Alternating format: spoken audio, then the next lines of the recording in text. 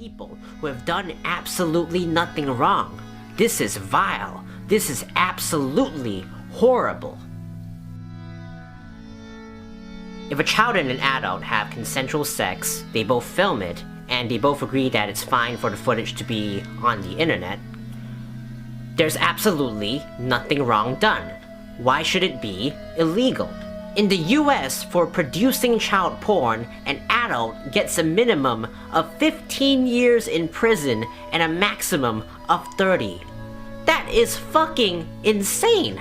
Even worse is most countries criminalize simply possessing child pornography. Possessing child pornography, a completely non-violent act, whether you viewed it based on sexual attraction or non-sexual curiosity, in the US, you get a minimum of 5 years in prison and a maximum of 15. What the fuck?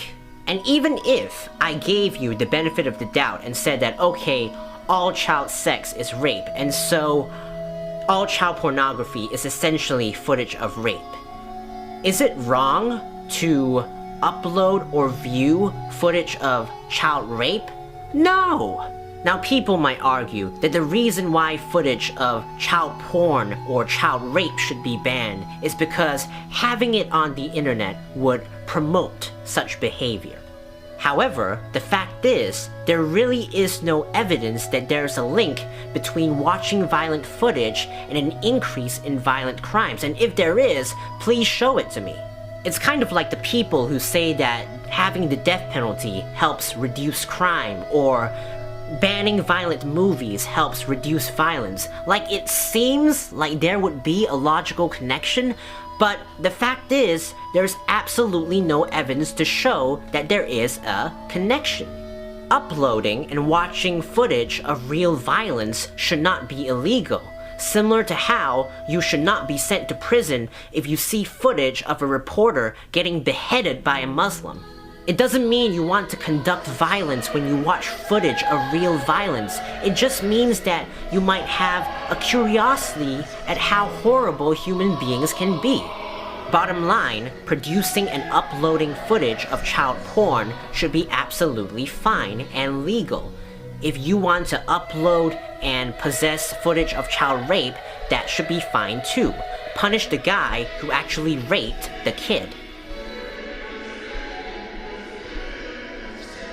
Many people are willing to reduce the age of consent to whatever subjective opinion they have on how much brain development a child should have before they are capable of consenting to sex, whether that age be 12, 13, or 14. Now, I would argue and ask, why do you think that kids and babies aren't able to consent to sex? Babies consent to sucking their thumb, to sleeping, to choosing the fire truck over the Hello Kitty during play. They are perfectly able to show approval right when they're born. If a baby is curious about a man's genitals and he comes over and plays with it, that is a sexual act. But that is completely fine and harmless. Why should there be a problem with that? So I disagree that babies and kids aren't able to consent to sex. But even if I give it to you that, okay, all children below the age of 12 aren't able to consent to sex, does that mean that we should just reduce the age of consent to 12 and not eliminate age of consent laws entirely? No! You see, and this is where the pretty nuanced thinking comes in, so brace your brains. There is a clear distinction between a person who is able to consent and the ability to be allowed to engage in consensual acts. A child is not able to consent to sex below the age of 12, but say the impossibility happens and an 11-year-old consents to sex. Is that fine? Absolutely. Furthermore, if it... Why would Amos Yee feel safe advocating for pedophilia on YouTube? He wouldn't do it on NBC. He wouldn't do it on any mainstream platforms where he was invited to talk about his status as a political prisoner. What about the rhetorical environment, the political landscape on YouTube has emboldened this advocate for child rape? You have ANCAPs. You have anarcho-capitalists like that do this thing of trying to defend pedophilia by acting like eliminating or lowering age of consent laws is a libertarian thing. Even T.J. Kirk has in the past used the idea that use libertarian language about the age of consent being oppressive to try to soft pedal advocacy for pedophilia. I would present to you that the reason that Amos Yee feels comfortable coming out now, coming out on this platform, defending arguably the most atrocious act of personal behavior in terms of human sexuality, that that it's probably imaginable, because YouTube has created a space where our mainstream intellectuals, because in the outside world, Alex Jones is a fringe weirdo. In the outside world, Sargon of Akkad is a fringe weirdo. But on YouTube, they are mainstream political pundits. They are the political pundits, especially Sargon. All kinds of mainstream YouTubers have kissed Sargon's ring whenever a reactionary, a crypto-reactionary mainstream YouTuber, PewDiePie, JonTron, I wouldn't call Boogie2988 a crypto-reactionary, but I would say that he has gamergatey tendencies. I think I perceive Boogie2988 as someone who is an ignorant liberal, a person who doesn't understand arguments beyond their tolerant packaging. So you could sell the 14 words to someone like Philip DeFranco or Boogie2988 as long as you rebrand it as it's okay to be white, because then they process these kind of things. It's going to get back to the pedophile thing. YouTube has created a political environment that is so liberal, and yet this liberalism, because Sargon of Akkad is not a proper conservative. He's reactionary. And he is a liberal in a certain sense that he believes that all ideas should be entertained. Sargon's philosophy is that we can't presuppose. You got to argue it. You can't just say rape is wrong. You can't just say the Holocaust was wrong. I remember when Sargon was still on Twitter, he ran a fucking poll asking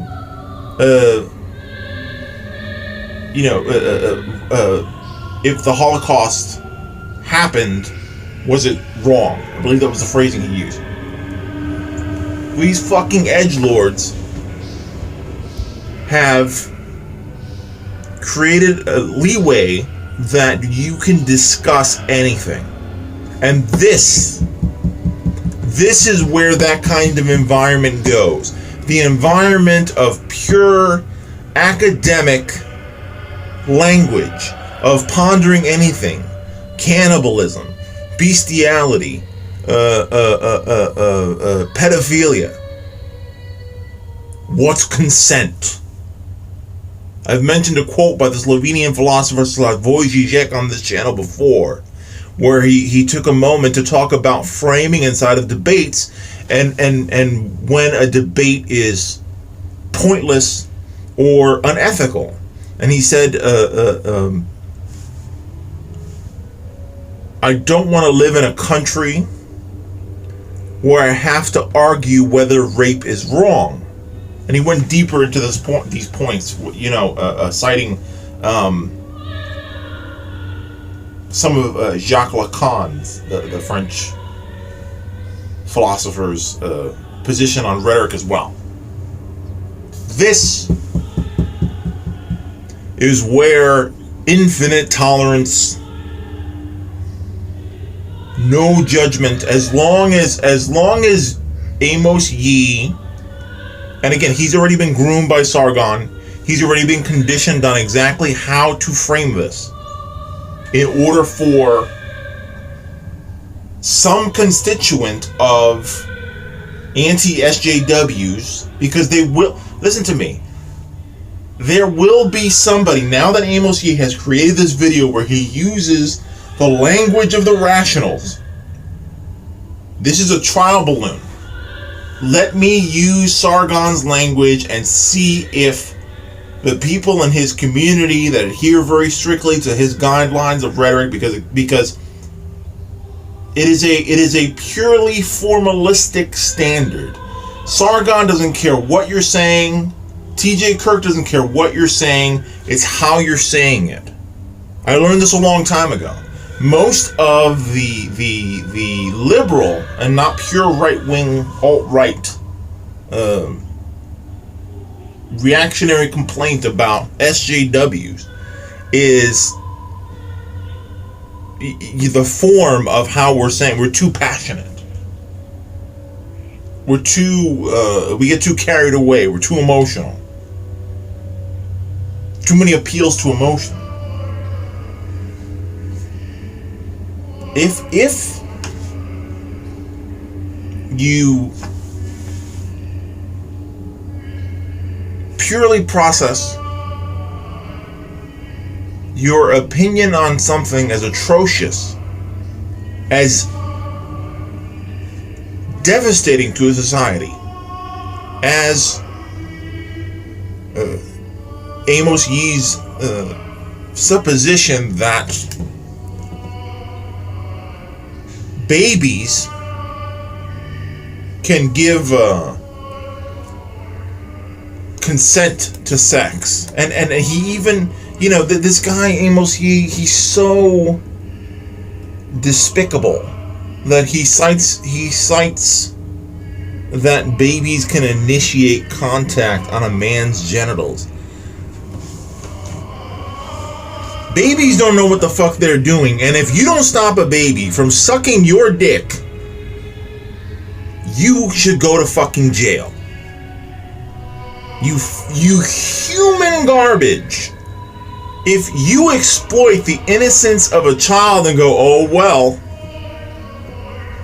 the kid initiated. I remember I had a fucking landlord anecdote, just to show you how pedophiles justify the unethical shit they do in their own imagination. I had a landlord who was helping me move into a new apartment one time, and he was telling me stories about how his marriage failed. And how he lost custody, of his stepdaughter that he had ostensibly raised to the age of 7, 8. And I'm in the car with this guy. He seems like a fairly normal guy.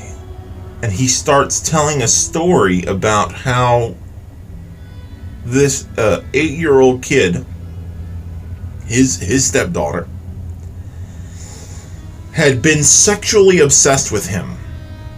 This is how it looked in this fucking guy's mind. This is the prism through which Amos Yee sees children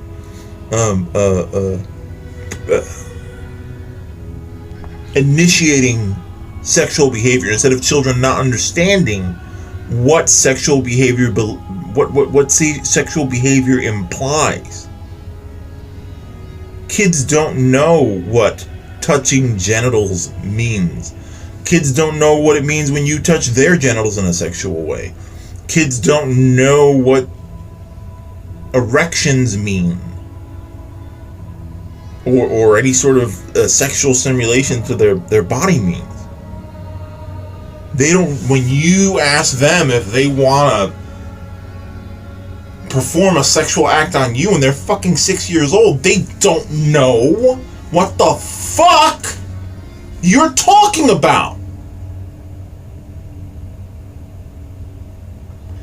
So the landlord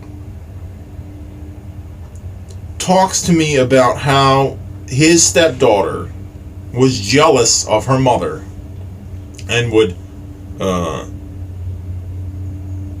get caught watching him bathe, which, you know, a small child being curious about nudity and adult bodies is not sexual. Again, a 6-year-old doesn't know what the fuck a penis is, or why dad has that, or any of that stuff. And rather than accepting through a benign lens that this kid doesn't know what they're doing, this person, this landlord,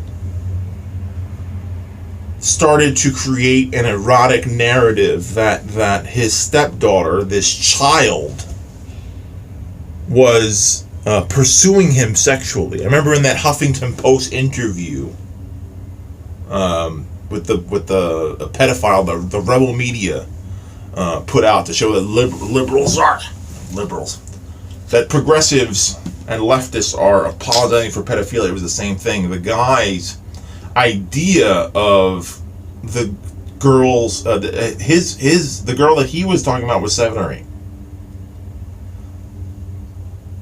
And you hear the pedophile talk about the girl's emotional state, and he talks about her as being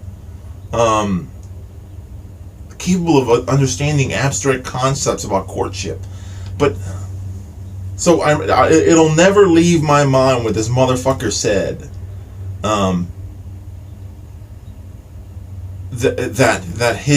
That she was shaking her little ass at him. How could his ex-wife leave? How could she blame him? His stepdaughter was shaking her little ass at him.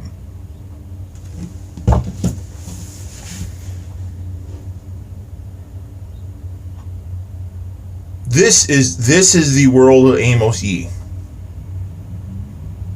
Amos Yee starts from the presuppositional position that, and I'm inferring this, but man, if it ain't true at this point, that a man whose pet issue is abolishing the age of consent, if the issue this motherfucker,